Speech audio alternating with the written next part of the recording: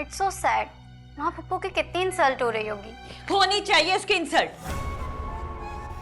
वो हमेशा मेरे घर के मामलात में ऐसे ही इन्वॉल्व होती आई है, जैसे उसने आज आपके कान भर दिए मेरे खिलाफ। और तुम यहाँ क्यों बोल रही हो हमारे बीच में? जाओ अपने कमरे में।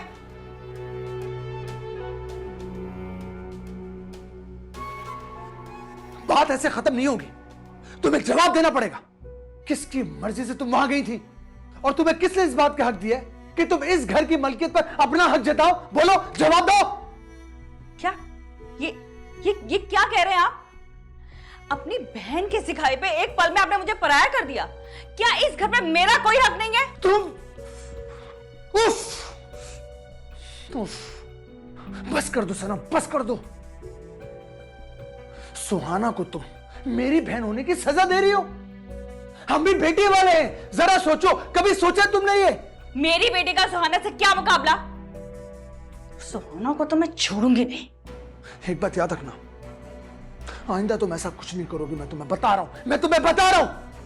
मुझे नहीं मालूम कि हमारी वजह से सुहाना और उसके शौहर को क्या सलावतें पड़ी होंगी उनके घर में, लेकिन अब अगर आइंदा मेरी इजाजत के बगैर तुमने कुछ भी किया तो मुझसे बुरा कोई नहीं होगा। याद रखना तुम।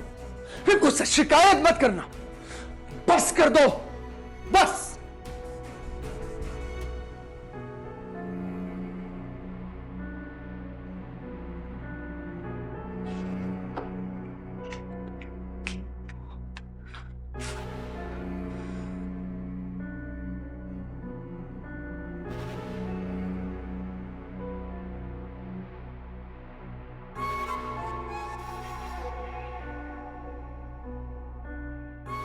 तुम मेरे शौहर से मेरी बुराइयां करो, मेरी शिकायतें लगाओ और मैं तुम्हें दुआएं दूं? इम्पॉसिबल। मैंने हमेशा तुम्हारा लिहाज रखा है सुहाना, तुम्हें अपने घर में पनाह दी है, लेकिन आज के बाद मुझसे कोई तवक्को मत रखना।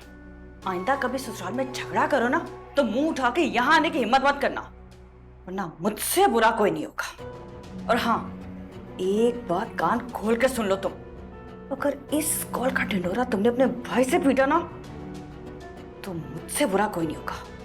तुम्हारे साथ मैं वो सलूक करूंगी कि तुम जिंदगी भर याद रखोगी।